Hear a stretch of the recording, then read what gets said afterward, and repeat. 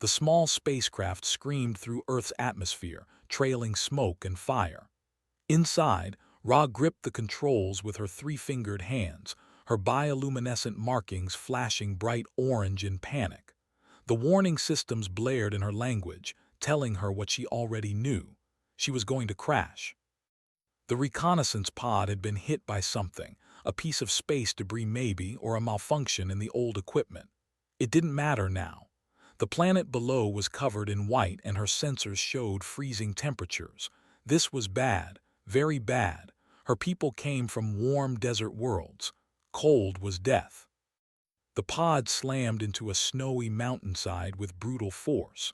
Ra's body jerked against the safety harness. The metal around her groaned and buckled. Then everything went silent except for the howling wind outside. She sat there for a moment, breathing hard. Her breath came out in visible puffs. Already, she could feel the cold seeping through the damaged hull. She pressed buttons on her control panel, trying to send a distress signal. Nothing worked. The crash had destroyed most of her systems. Ra looked at the temperature reading. -15 degrees. She had maybe an hour, perhaps two, before the cold would shut down her body completely. Her species had not evolved for this. They had evolved under 3 suns, on sand that burned beneath their feet. She forced open the damaged hatch. Snow and wind hit her immediately. She gasped at the shock of it. Her ceremonial armor, designed to look impressive during reconnaissance missions, did almost nothing against the cold. She stumbled out into the blizzard, her legs already feeling stiff. The world around her was white chaos. She could barely see 5 feet ahead, but her scanner, one of the few things still working, showed a heat signature in the distance. A structure, maybe abandoned, maybe not. She had no choice. Ra pushed through the snow. Each step was harder than the last. Her blue-tinted skin was already taking on a darker shade. Frost formed on her armor. Her people's stories about Earth came back to her. The planet of violent, aggressive beings who killed without mercy. Humans. She had seen the surveillance footage during her training. Humans fighting each other. Humans hunting animals. Humans destroying their own cities with weapons. Her commanding officer had been clear: avoid direct contact at all costs. Humans were unpredictable and dangerous. But the cold was worse than any human could be. The cold was killing her right now. She finally reached the structure. It was made of wood and stone, sitting alone in the wilderness. A cabin. Smoke came from a chimney. That meant heat. That meant life. Ra tried the door. Locked. She looked around, her movements getting slower. A window. She picked up a rock with trembling hands and broke the glass. The sound was loud in the quiet snow. She waited, expecting someone to come. No one did. She climbed through the window, cutting her arm on the remaining glass. She didn't care. The inside of the cabin was warm. Wonderfully, beautifully warm. She stumbled toward the fireplace and collapsed in front of it. For several minutes, she just lay there, letting the heat soak into her body. Her markings slowly changed from distress orange to a calmer blue. She could think again. She could move again. Ra looked around the cabin. It was small but well kept. There was a kitchen area, a table with 2 chairs and doors leading to other rooms. Supplies lined the shelves. Food in containers. Tools hanging on walls. This place was definitely lived in. She found blankets and wrapped herself in them. She found water and drank it. Her training told her to search the place, to gather intelligence, to prepare for combat if the human returned. But she was so tired. The crash, the cold, the fear had drained everything from her. She sat by the fire, her weapon resting on her lap. It was a standard energy pistol, capable of stunning or killing. She checked its charge. 50%. Enough. An hour passed, maybe 2. Ra felt herself getting drowsy. The warmth was making her sleepy. She shook her head, forcing herself to stay alert. She was in enemy territory. She had to stay ready. That's when she heard it. Footsteps. Heavy boots crunching through snow outside. Ra jumped to her feet, her weapon raised. Her heart pounded. Every nerve in her body screamed danger. The footsteps came closer. They walked around the cabin, approaching the back door. A human was coming. A real human. The door opened. A man entered, carrying an armload of firewood. He was tall, wearing a heavy coat covered in snow. His dark hair was wet from the weather. He had the strong build of someone who worked with his hands. He looked down at the wood in his arms, shaking off the snow. Then he looked up and saw her. They both froze. Ra's weapon trembled in her grip. Her markings flashed orange again. Every instinct told her to fire to protect herself. The man was bigger than her, stronger. She had seen what humans could do. But the man didn't move. He just stood there, holding his firewood, staring at her with wide eyes. His face showed surprise, yes, but not anger.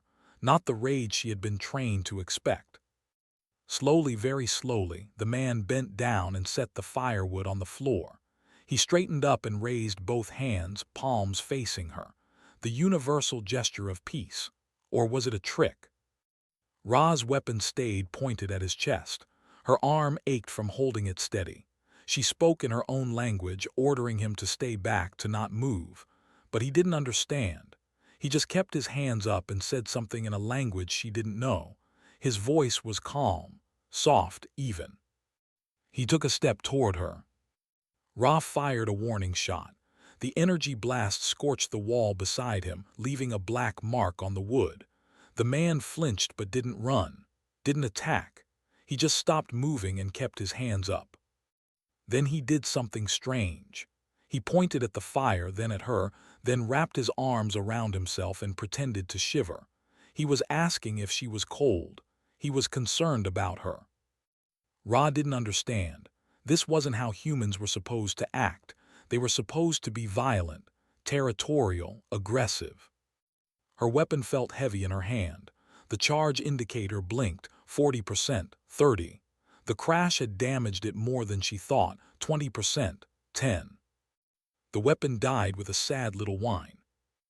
Ra swayed on her feet. The adrenaline was fatting. The exhaustion was coming back. She had used all her energy to stay alert, to stay ready for battle, but there had been no battle. Her legs gave out, she collapsed. The last thing she saw before darkness took her was the human rushing forward, his face full of worry, his hands reaching out to catch her before she hit the floor. Caught the alien woman before she hit the ground.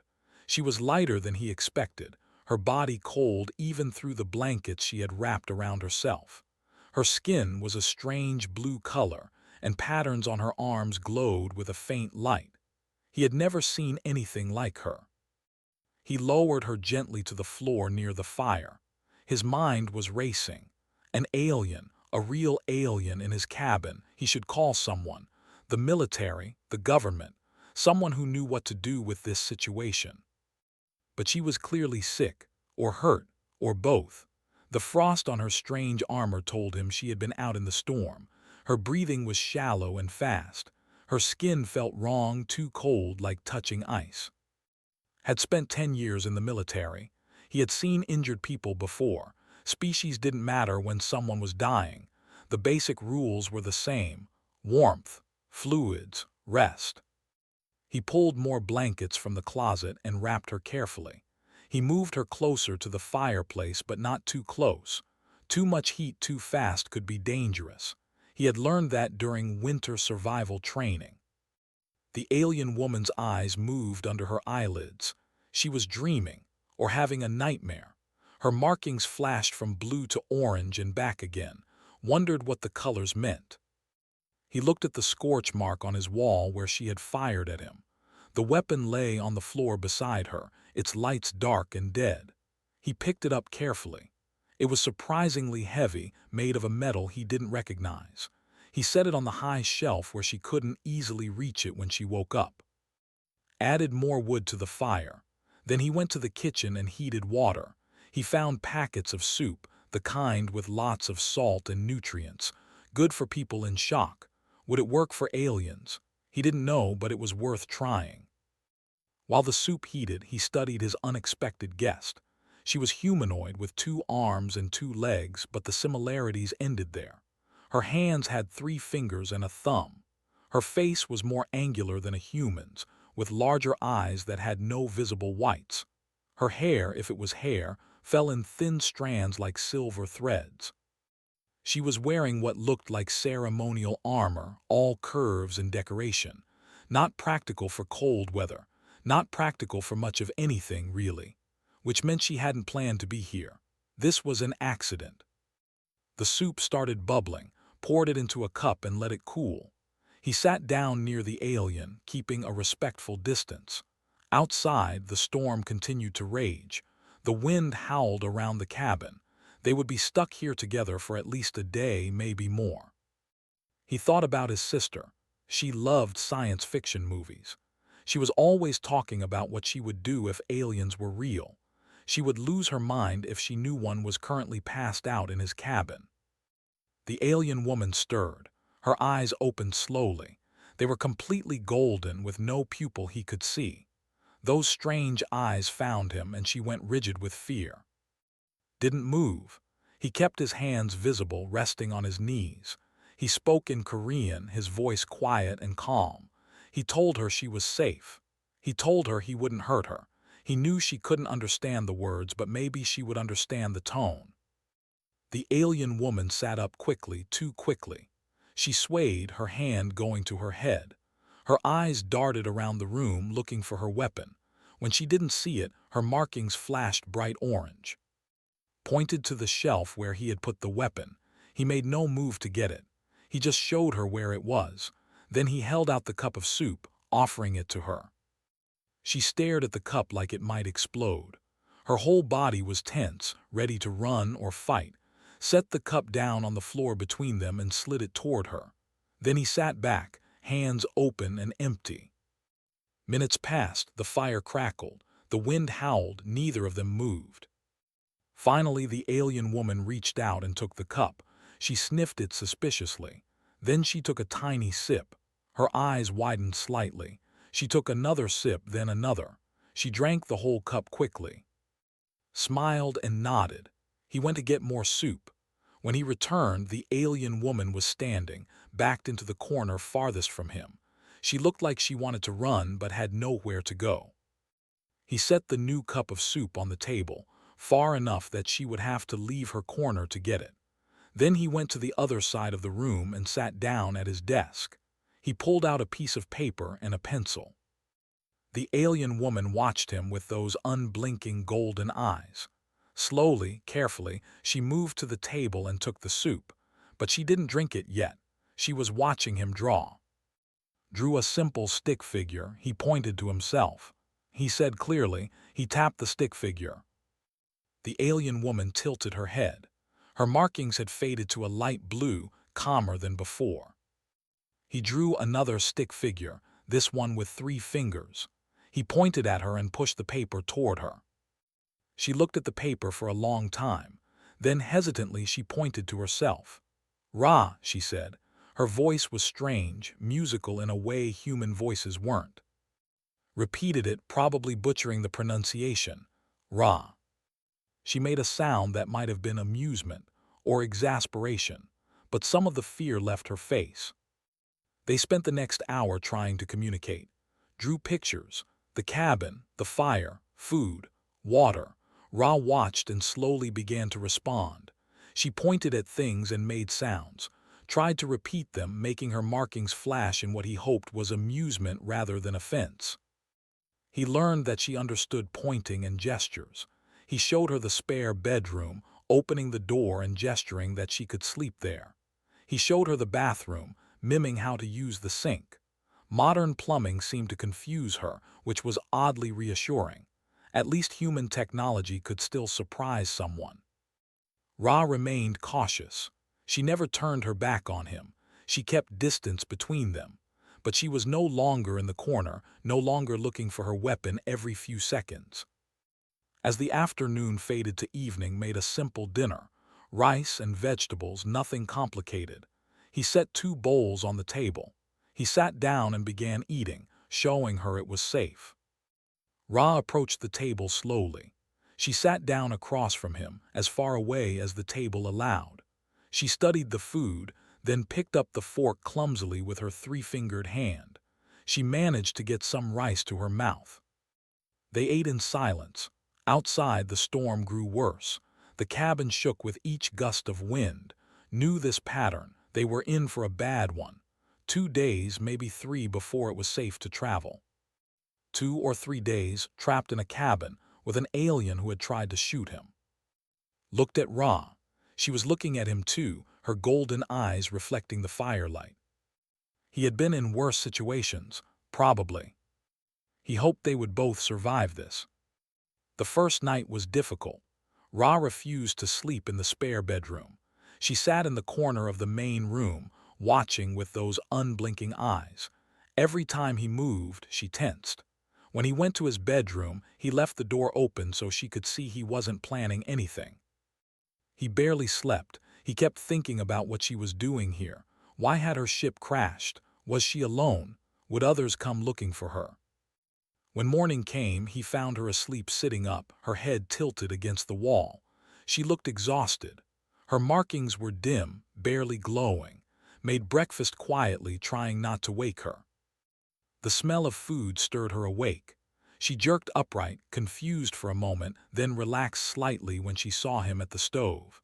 He had made porridge, simple and warm. He brought her a bowl and set it beside her, then went back to eat his own breakfast. Ra ate slowly, her eyes never leaving him. When she finished, she stood and walked to the window. The storm was still raging outside. Snow piled halfway up the glass. She made a sound, low and worried. Joined her at the window, keeping a respectful distance. He pointed at the snow, then held up 3 fingers. 3 days. That's how long they would be stuck here. Ra's markings flashed orange. 3 days trapped with a human. Could see the fear in her face. He wondered what her people had told her about humans. Nothing good, apparently. He pulled out his phone. No signal, of course.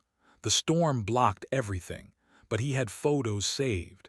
He scrolled through them and held the phone out to her. Ra approached cautiously. She looked at the screen, her head tilting in that bird-like way. The photo showed a woman with a bright smile holding 2 small children, sister and her kids. He pointed to the woman, then to himself. He made a gesture connecting them, sister. Ra studied the photo for a long time. She pointed at the children, her expression questioning. Smiled, he mimed rocking a baby, then pointed at the kids. Children, family. Something changed in Ra's face. Her markings shifted to a softer blue. She looked at the photo again, then she seemed surprised, maybe confused. Showed her more photos. His childhood home, his mother's garden, his wedding, regular, normal human life, nothing scary, nothing violent. Ra watched all of it with fascination. When he put the phone away, she was quieter, less afraid. The day passed slowly. Did his normal cabin chores while Ra watched. He showed her how he chopped wood, how he maintained the fire, how he checked the supplies. Everything was practical, necessary for survival, nothing threatening. In the afternoon, noticed Ra shivering again. The cabin was warm, but she kept moving closer to the fire. Her species really didn't handle cold well. He pulled out an extra thermal blanket, one of the good ones he saved for emergencies. He held it out to her. Ra stared at him, then at the blanket. She didn't take it. She seemed suspicious of the offer. Draped it over the chair near her and walked away. He went to make tea, giving her space. When he looked back, she had wrapped the blanket around herself. Her markings glowed a little brighter. That evening their communication got better. Drew more pictures. He taught her basic words: fire, water, food, safe, danger. Ra was a quick learner. She started pointing at things and waiting for him to name them. She tried to teach him her words too, but the sounds were difficult. Her language had tones and pitches that human throats couldn't quite make. But he tried, and she seemed to appreciate the effort. Her markings would flash lighter blue when he got close to the right sound. On the second morning, something changed. Woke to find Ra in the kitchen. She had made tea, badly, but she had tried. She held out a cup to him, her movements uncertain. Took it with a smile and drank it, even though it tasted terrible. Too many tea leaves steeped too long, but the gesture meant something. She was trying to repay his kindness. He showed her how to make it properly. They stood together at the counter, and he guided her through the steps. She watched carefully, her golden eyes focused on every detail. When the tea was ready, they sat at the table together. Not on opposite ends this time, just a normal distance apart. They drank their tea and watched the snow outside. Later that day, was working on repairs to a broken cabinet when Ra approached him. She pointed at the tools, then at herself. She wanted to help. He was surprised but handed her a screwdriver. She studied it, figured out how it worked, and started helping. Her three-fingered hands were actually better at reaching into tight spaces than his were. They worked together in comfortable silence. When the cabinet was fixed, Ra's markings were bright blue, almost happy. That afternoon, something happened that changed everything. Heard a sound outside, a scratching at the door. He opened it carefully and found a snow hare, half frozen, trying to get inside. He brought the small animal in gently. It was barely alive, its breathing shallow. He wrapped it in a cloth and set it by the fire. Ra watched with wide eyes as tended to the creature. He gave it water from a dropper. He warmed it slowly. He spoke to it in soft tones like it could understand. The hare survived. After an hour, it was moving again. When it was strong enough, took it to the door and released it back into the wild. It hopped away into the snow. Ra stared at him. Her markings were flashing rapidly, colors he hadn't seen before. She spoke in her language, questions pouring out.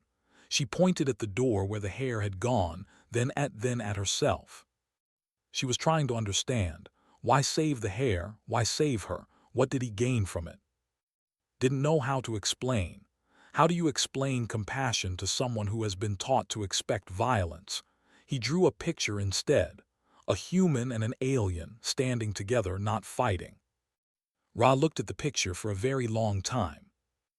That night she slept in the spare bedroom, heard the door close softly. In the morning, she emerged looking more rested than she had since arriving. They made breakfast together. She helped him chop vegetables, learning which knife to use for what. When she cut herself by accident, just a small nick, immediately brought the first aid kit. She pulled her hand back, afraid, but he just showed her the bandage, explaining with gestures that it would help. She let him clean the cut and wrap it. Her markings glowed warm blue. That afternoon, they sat by the fire, was reading a book. Ra was examining the various objects in the cabin, learning about human life through the things he owned. She found a photo album and brought it to him, questioning. He showed her the photos, his family through the years, his childhood, his military service, his decision to live alone in the mountains. When Ra saw the military photos, she tensed. There he was in uniform, holding weapons, looking like the dangerous human she had been warned about. But then she looked at him now, sitting peacefully by the fire, sharing his memories, living quietly in the woods. She seemed to understand something. Humans could be warriors, but they could also choose to be peaceful. Outside, the storm was finally weakening. By tomorrow, it would be safe to travel. Ra stood and went to the window. She touched her arm where a small device was embedded. A beacon, guessed. She hadn't activated it yet. She turned to look at him, her expression troubled. He knew what she was thinking. When she called for rescue, everything would change. The quiet peace of the cabin would end. Decisions would have to be made. On the third morning, the storm had passed. Sunlight streamed through the windows, making the snow sparkle like diamonds. Ra stood at the window, watching the world outside. Her hand kept moving to the beacon on her arm, but never quite pressing it. Made breakfast for both of them. They had fallen into a routine over the past days. She would set the table while he cooked. They would eat together, communicating through their growing shared vocabulary of gestures and simple words. But today was different. Today they both knew their time was ending. After breakfast, pulled out a tablet. He had downloaded files on it before the storm, information about Earth. He thought maybe Ra would want to understand this planet better. He showed her videos of Earth's weather, hurricanes, tornadoes, earthquakes, volcanic eruptions. Ra's markings flashed with alarm as she watched water destroy entire cities, wind tear apart buildings, ground split open and swallow structures. She looked at him with something like horror in her eyes. She pointed at the videos, then at the world outside, questioning. This happens here. This is normal. Nodded, he showed her more. Temperature maps showing how Earth swung from deadly cold to deadly heat. Ocean depths that would crush metal. Mountains high enough that breathing became impossible. Deserts where nothing lived. Forests full of predators. Ra watched it all. Her hands trembled slightly. She spoke in her language, words that sounded like disbelief. Then showed her videos of humans living through all of it. People surviving hurricanes. Communities rebuilding after earthquakes. Explorers crossing deserts and climbing mountains.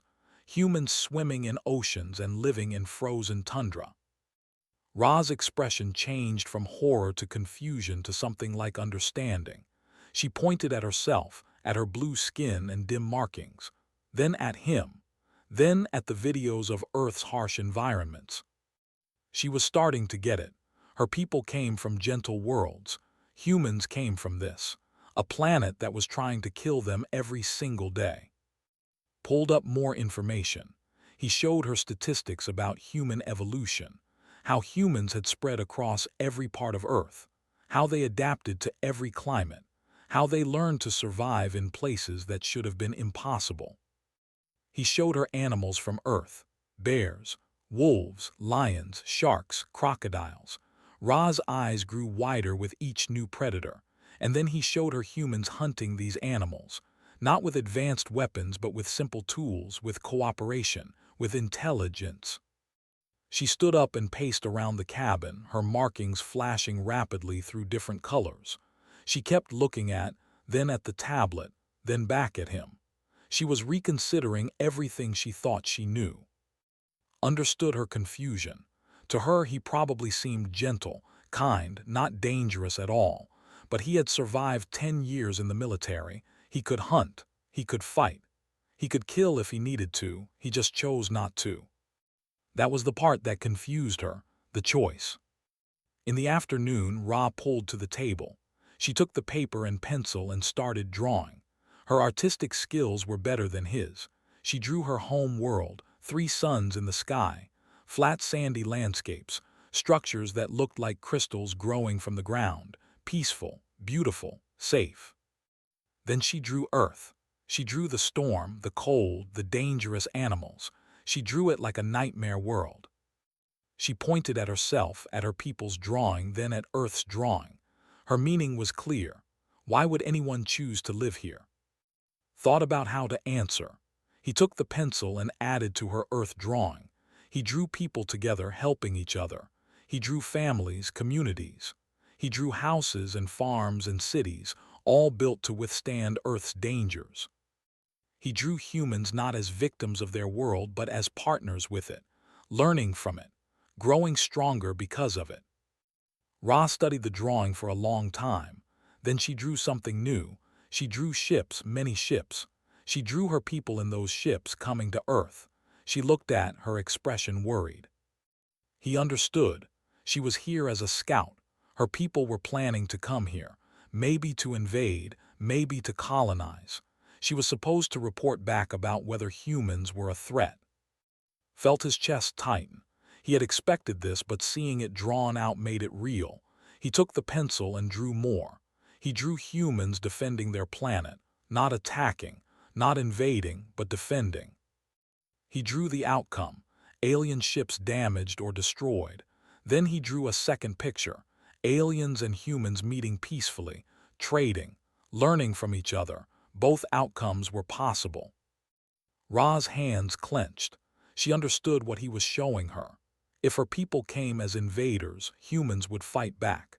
and humans who survived on it would be very, very hard to defeat.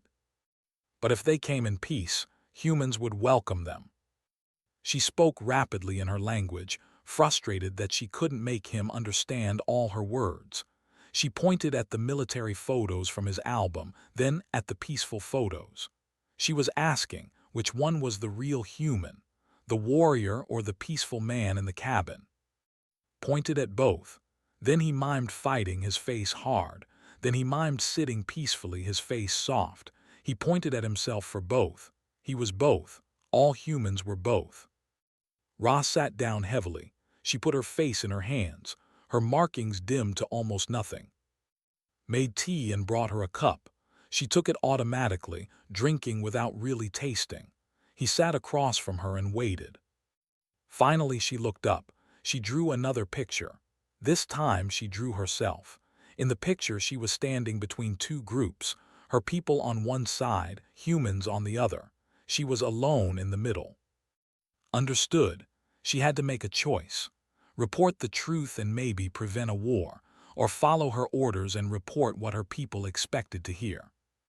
He showed her more videos, human art, music, children playing, people laughing, celebrations from different cultures, the beauty of humanity alongside its strength. Ra watched all of it with tears forming in her golden eyes. Yes, aliens could cry. Hadn't known that. She pointed at the videos, then at herself. She seemed to be asking, why didn't her people show her this? Why only show the violence? Didn't have an answer. Maybe her leaders were afraid. Maybe they wanted their people to hate humans so invasion would be easier. Maybe they didn't know this side of humanity existed. As the sun began to set, Ra stood and walked to the window. She looked out at the forest, now peaceful and beautiful in the evening light. The same forest that had nearly killed her 3 days ago.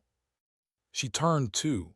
She placed her hand on her chest, then pointed at him. Then she made a gesture, bringing her hands together, intertwining her fingers. Gratitude, connection, understanding. Nodded, he felt it too. 3 days ago they had been strangers, separated by fear and misunderstanding. Now they were something else. Not quite friends, not yet, but not enemies either. Ra touched her beacon. Her expression was troubled, knew what that meant. Tomorrow she would call her people. Tomorrow their time together would end. He went to the kitchen and made a final dinner for both of them. Something special, using his best supplies. If this was their last evening, it should be a good one. They ate slowly, savoring the food and the quiet company. Outside, the first stars were appearing.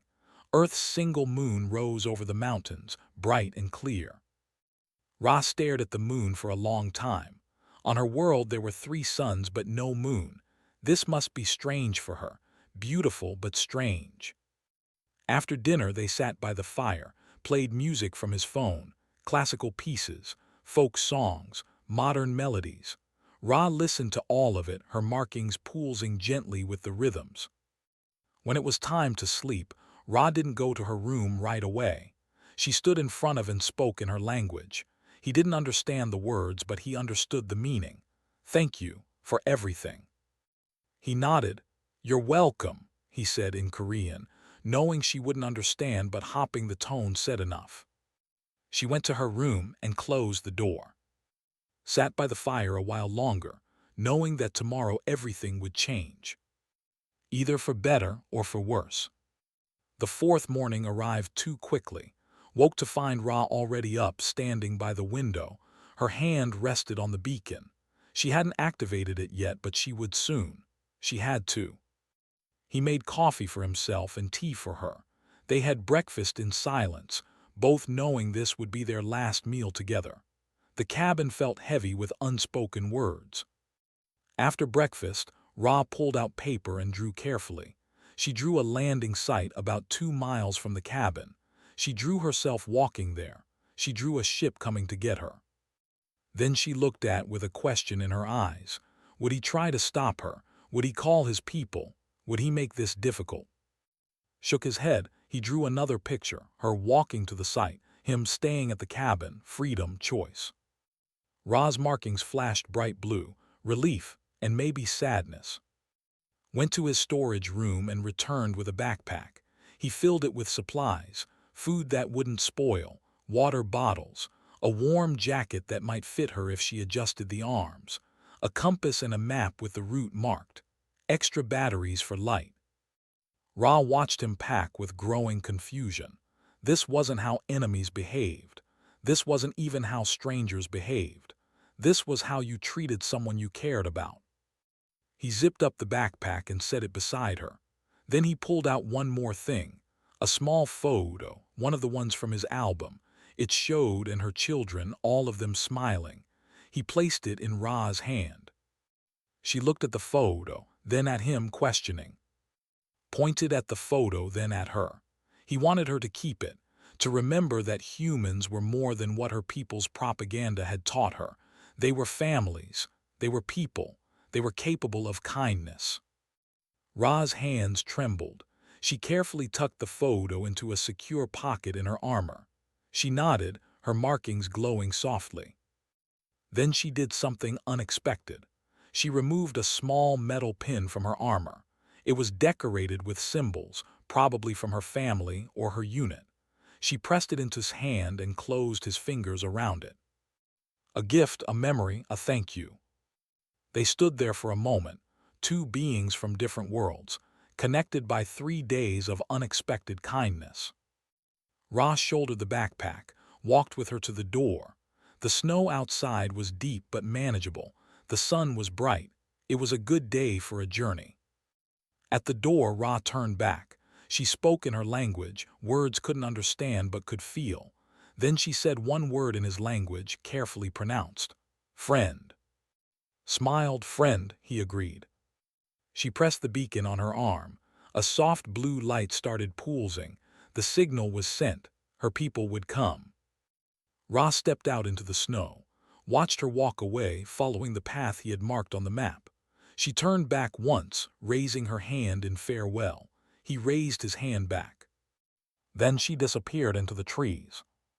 Stood in the doorway for a long time after she was gone. The cabin felt emptier than it had in years. He went inside and cleaned up, washing the dishes, putting away the extra blankets, returning things to normal. But nothing felt normal anymore. He looked at the metal pin she had given him. It was beautiful, intricate.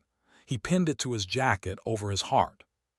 2 days passed, went about his work. He chopped wood. He checked the paths. He made repairs. But his mind kept wandering to Ra. Had her people found her? Was she safe? What would she tell them about Earth, about humans? On the second evening after she left, heard something outside. Not footsteps, something else. A humming sound, low and powerful. He grabbed his binoculars and went to the window. In the sky, he could see lights. A ship, not human design. It was hovering over the forest where Ra had gone. His heart pounded. This was it. First contact, or the beginning of an invasion. Everything depended on what Ra had decided to report. The ship stayed for almost an hour. Then it rose higher and shot into the sky, faster than anything had ever seen. It was gone in seconds. Let out a breath he didn't know he was holding. They had taken her home. She was safe. But what came next? Weeks passed, heard nothing. No government alerts, no news of alien contact, no invasion fleet, nothing. He went back to his routine. Winter deepened. More storms came and went. He split his time between the cabin and checking in with the park service. Life continued as it always had. But checked the news every day. He watched the sky every night. He waited. 2 months after Ra left, on a clear, cold morning, was outside chopping wood when he noticed something strange in the snow. Symbols, burned into the white surface, too precise to be natural. He approached carefully. The symbols were in Ra's language, but below them was a translation in English. Someone had used technology to create this message, probably from orbit. The message was simple. Thank you for showing me what humanity truly means. Your kindness has been reported. Your strength has been noted. We will not come as invaders. We will not underestimate you. When we return, it will be as friends. The Empire remembers, I remember. Ra read it 3 times. Then he sat down in the snow and laughed. It was the laugh of someone who had been holding tension for weeks and could finally let go. She had done it. She had told them the truth. She had prevented a war that could have destroyed both their peoples. One small act of kindness, 3 days in a cabin, that's all it had taken to change the course of history. Looked up at the sky. Somewhere up there, light years away, Ra was home. She was probably dealing with skeptical commanders and difficult questions, but she had made her choice. She had chosen truth over propaganda, peace over war. He stood and went back to the cabin. He added wood to the fire and made tea. He sat in his chair, the same chair where he had sat with an alien woman who had been terrified of him. He touched the pin on his jacket. Then he looked at the message in the snow, slowly being covered by new snowfall. By tomorrow it would be gone, hidden under fresh white powder. But the meaning would remain. Humans had been tested and found to be more than their reputation suggested, not because they were weak, not because they couldn't fight, but because they chose mercy when they could have chosen violence. That was the real strength of humanity, the choice, always the choice. Smiled and sipped his tea. Outside, snow began to fall again. The mountains stood eternal, the forest breathed with life, and somewhere in the vast darkness of space, a message was being delivered. Earth was not to be invaded. Earth was not an easy target. Earth was home to beings who survived on a world that tried to kill them daily. Beings who helped strangers despite being afraid. Beings who chose kindness but could choose violence if needed. Earth was home to humans. And humans were far more dangerous than anyone expected, not because of their weapons or their technology, but because of their hearts. Ra had learned that lesson in a small cabin during a snowstorm. Her people would learn it too. And when they came back, they would come as friends. Finished his tea and looked at the fire. He thought about Ra, hoped she was well, hoped she was happy. They would probably never meet again. But that was okay. Some connections didn't need time or proximity. Some connections were forged in 3 days and lasted forever. He added more wood to the fire and watched the flames dance. The universe was bigger than he had imagined, full of strangers from distant worlds. But maybe, just maybe, some of those strangers could become friends.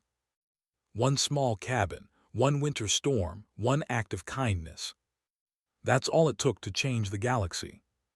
Smiled and settled in for the evening. Outside, the snow continued to fall, covering everything in peaceful white. Inside, the fire burned warm and bright.